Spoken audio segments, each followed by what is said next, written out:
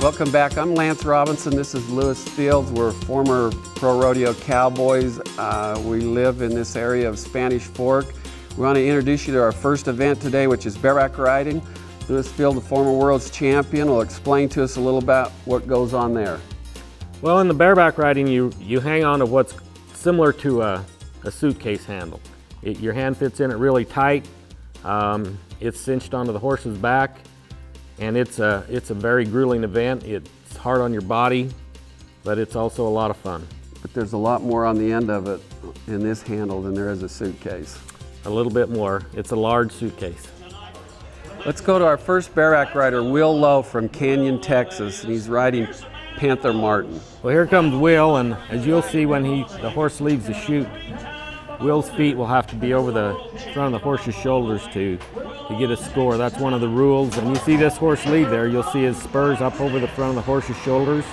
See, Will's feet are beating the horse to the ground, what they're scored on. That horse didn't continue to make a circle there, and he'll be deducted a little bit for that. He does look like a pretty good horse, though. He's getting a lot of air there and kicks out, at least at the first of the ride, he kicks out well with his legs. Will rode really well, but that horse didn't finish as good as you would like to. Where he went to the right down the fence there, it would have been a lot better if that horse would have went to the left. Let's go to Caitlin. She might be able to give us a little insight here. Will, can you tell us a little bit about that ride? White horse of Sankey's 133, Panther Martin. Turned out of there, came right down in front of the bucking chutes. One that lets you show off and have fun. Felt like he, was getting some air and kicking pretty good, and just let me sit up there and try to do my business. So did you feel like you had a good position on the horse? Yeah, he felt really good. He turned out of there and just come right to me and jumped straight in there, and it was a lot of fun. Why? What did you do specifically that got you such a good score? Oh, just the basics, and then you just keep adding a little more and more. But, I felt like I marked the horse out good, and then just go to clicking them off your handle and setting them back in the neck pretty hard. Great, thank you. Okay, let's go to our next bareback rider, Brian Bain from Culver, Oregon, and he's riding Open Range. Brian's a younger guy that's coming up in the standings. Seems like he does a little better each year. He made it to the National Finals Rodeo last year. This year isn't going quite so well for him, but he's a hunting guide on the side, and he's a guy that is going to be a lot of fun to watch here. Here he is getting ready to ride. He's got him spurred out real well, and he's starting a good ride there. The horse is bucking pretty good. Kind of covering a little bit of ground now and quitting kicking there, so I wouldn't expect as high a ride for Brian.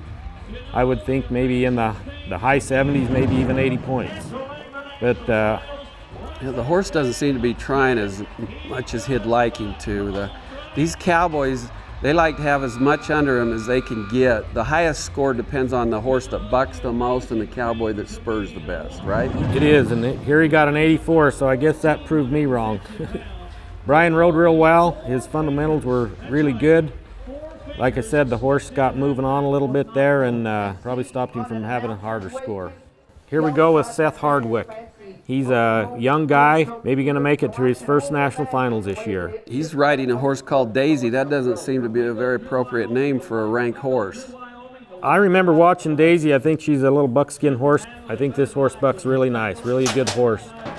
Starting real good, kicking real well. Seth's keeping up pretty well there. That's pretty good ride. Seems to be a lot of movement from side to side on that horse. Yeah, the horse kept changing up a little bit there, meaning he jumped to the right, back to the left, and back to the right a little. And that, if a cowboy's to keep up with that, it means they're going to get a little higher score. See the shifting. In this event, if a horse even makes a movement at all, you have a little bit of your bottom and your hand in a rig, and it takes great balance to stay in the middle of these horses, even when they're going straight. It takes a lot of balance if the horse is trotting across the road to ride that same way. Seth looking to see what he scores there, and he's got an 85, so that was a pretty good ride. I think 85's winning the rodeo right now. Let's go to Caitlin again and see what she has to tell us. Seth, can you tell us a little bit about the ride you just had? I don't know, it's just a really fun horse to draw. I seen a buddy get on it a little while ago, and he's just a fun horse to get on. Yeah, the horse was Daisy. It looked like you had a great rhythm going. I mean, did you feel like you had a good position, or? Yeah, I think so. Everything went good. I made 8, so that's always good. Okay, next up is Kaycee Feilds from Pueblo, Colorado. He drew a horse tonight named Sodbuster. Casey's a newer guy. He's pretty young. He's been doing really well here. He made it to the national finals last year, I believe, for his first time. I remember he won the Cheyenne Frontier Days rodeo last year. And that's one of the biggest rodeos, is a great accomplishment. Here goes Seth. His horse is stalling in the chute, is what that's called. That's meaning the horse stalls. He doesn't want to leave. He's a little camera shy. This young man does a lot of modeling when he's not riding bucking horses. Here he goes. Well, hopefully the horse will cooperate, and we'll leave the chute this time and let Kaycee show his stuff. Watch his feet over the points of the shoulders, like right there. It was a good example. And everything's going real well. The horse is bucking well, and Kaycee's keeping up. Really a fast horse. Kind of got the moving on there, but a pretty good ride. Kaycee looked like he had pretty fast feet on that ride, didn't he, Lou? He really did, and that horse enabled him to do that. If he wouldn't have had fast feet, he wouldn't have kept up, and he'd have probably lit on his head. Takes a lot of strength and control to be able to beat that horse to the ground with your feet like that. Takes years of practicing and working out, being a good athlete to be able to ride that way. Next up is Tilden Hooper from Carthage, Texas, and he's riding a horse called Panther Martin. Tilden travels with my son Casey part of the time. He's from East Texas down there, and he's been to the national finals a couple of times. He's doing pretty good there. The horse is making a circle. That's the same horse that Will Lowe had the other day. And I think you're going to see a pretty good score here for Tilden. He had a little trouble getting going there, so he's just kind of going along there, not really getting a hold real good with his right foot. His upper body is getting jerked quite a bit, and the horse kind of went down on his belly there, and Tilden kind of had to wait for him a little bit to get up to finish that ride. We get a 85, so Tilden goes to the lead. I think that was a lot, maybe quite a bit more the horse than it was Tilden. The horse is scored from 1 to 50, and the Cowboy as well, 1 to 50. So I would probably say that horse got a little bit more of the points there than the rider. Let's go down to Caitlin and see what Tilden had to say about his ride. This is Tilden Hooper. Tilden, can you tell me a little bit about the ride you just had? That was a horse I've been on several times, a horse called Panther Martin, and I've had pretty good luck on him before. He had a really good day today, way better than normal, and it's 85 points. It was kind of a fight the whole time. We were trading licks back and forth, but it all added up at the end, and it was really exciting. Great. So did you feel like he kind of fit your riding style then? Yeah, I like to try to make my riding style fit every one of them, but he dang sure he bucked, and he come around there and stayed close, and like I said, I was able to stay with him, and it felt good. It felt real good. You travel with Kaycee Feilds, right? What's that like, you and him traveling together? It's awesome. I've traveled with him and Jess Davis since 2008, and so spend a lot of time here in Utah County, here in Spanish Fork, and it's awesome. I love it here. You know, it's like a second home for me, and it's awesome to get to come out here in front of this great crowd and do good like that.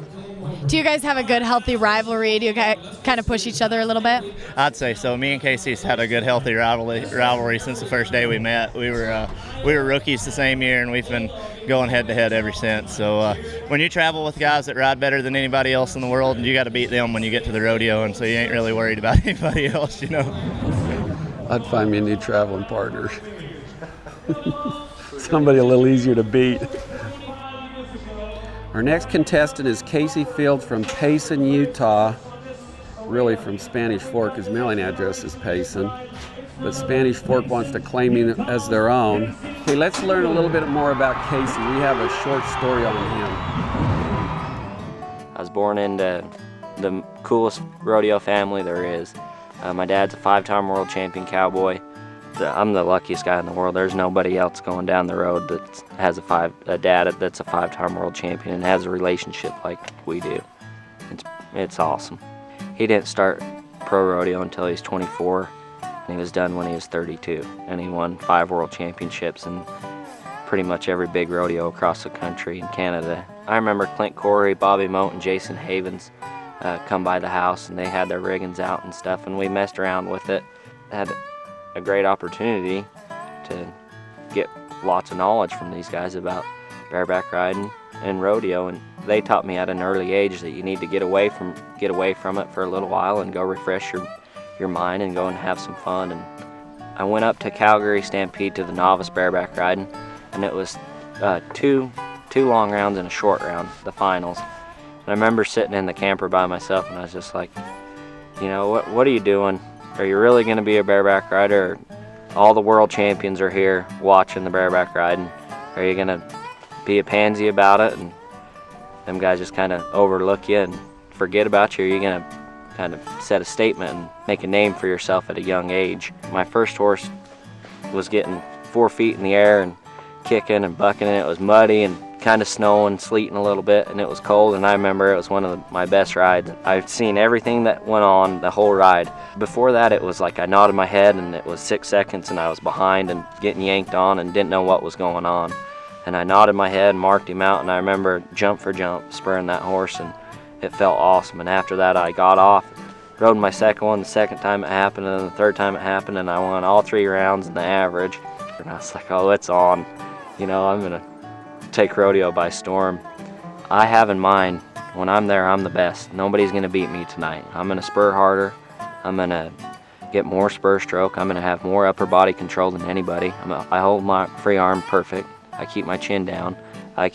This horse goes left or right, I'm gonna go left or right. He ain't gonna get away from me. And I don't mean that in a cocky way at all. I don't think I'm the best. I don't think I'm better than anybody else. In no means, but on the back of the bucking chutes I am. This horse cannot get me bucked off. He's not going to make me stub my toes or anything like that. I want to be number 1 until the day I retire. What a great story and what a great young man. Kaycee's also one of the most humble people in the world here. Kaycee rides, one of the, at least in my opinion, I think he rides rank horses better than anybody ever has in the rodeo business besides his own father. And Louie and I have talked a lot about this in the past, but you know, one of the things Kaycee does, I think, better than anybody else is he has so much control when he rides. And that's one of the things you used to have when you rode. You never seem to get out of whack on a horse. Well, I think the fundamentals of riding are really important, and that's what's enabled myself and Kaycee to have success. So if your fundamentals are right, then good things can happen. Let's go down to Caitlin now, and she's going to talk to Kaycee and see what's going through his mind before he makes this ride. Kaycee, last year you were world champion. How have you been riding this year? How are you feeling about this year? I've been to 35 rodeos probably, and I've just been picking and choosing, staying home as much as possible, and when I get to the rodeos, I'm healthy and strong and fast. And if I start going to, say if I've been to 60 rodeos like I have been in the past, kind of get a little sluggish when I get here, but this year's been probably one of my best years ever, so really looking forward to Vegas. So you'd say that you're riding better this year than you were last year?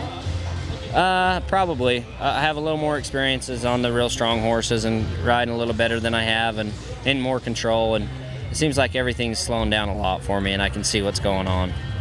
So your dad was world champion in the 80s, right? Yeah, he was a 5-time world champion in the late 80s and retired in 91, I believe. And he's my hero. I look up to him in the arena and outside the arena. He's a great person, and then watching his tapes and everything like that is just pretty neat to watch how his riding style and my riding style. It's pretty comparable, and it's fun to go home and look at my videos and kind of talk over with him. I'm pretty lucky to have the dad and the family that I do. Thank you so much. Good luck tonight. Thank you. Next up is Kaycee Feilds from Spanish Fork, Payson, Utah. Here we go. Here's Kaycee's riding really good there. The horse is moving on a little bit, but It's not quite the horse he'd had hoped to have, but I think he's going to score quite well on this. Here he goes, got him spurred out, getting started good there, beating him to the ground. His upper body shape is just what it ought to be. I think Kaycee was hoping for a little more horse, wasn't he here? Something that bucked a little stronger for him? Well, he probably was a little bit, but I think, he rode well, and he's going to get some pretty good money out of Spanish Fork with that ride. His buddy Tilden there, he probably going to win a little bit more, had a little stronger horse, but Kaycee gets an 83 today, so, that's going to win 4th or 5th place, so, you can't win first every time, but that's a good ride. Next up is Steve Peebles from Redmond, Oregon. He has a horse, I guess, do you know much about this horse, Lou? Outcast. He's a Sankey horse, of course, and I really don't know too much about this horse. Let's see what he does. Here he goes. He's got him spurred out good. He's starting good, a little shifty in the front end. Steven's beating him well. Horse is moving on a little bit now there, but still pretty good. Steven rode real well. He was ahead of him there, beating him to the ground. Looked pretty good there. On the replay here, you'll see that Steven's getting jerked off his rigging a little bit there, kind of beating his body up a little bit, but he rode real well. We'll see what kind of score the judges will give him here. I think he's going to get a pretty good score. Well, he's got an 83, the same as Kaycee, so I think them two scores are going to win. They'll win the same amount of money, and pretty good here in Spanish Fork. So Tilden ends up being our winner at 85, tied with Seth Hardwick. They both won about $4,500. Casey Coletti came in with 84 at $2,300. Brian Bain was 84 at $2,300. Then Casey Willow and Steve Peebles all tied at 83. One of the important things here in the rodeo business is that you place all the time. Like Louis said, you don't have to win first. You probably didn't win first every time, even though you did most of the time. But as long as you're placed and you can stay out on the road, and that money adds up for championship standings and a berth at the NFR, and that's what all the contestants are after. It really does. Consistency's the key. I mean, you got to win first at some of them big rodeos to win a world championship, but consistency's the key, and just to be steady and get them checks everywhere you go. Well, it was a great event, our first event. Let's go to our next one.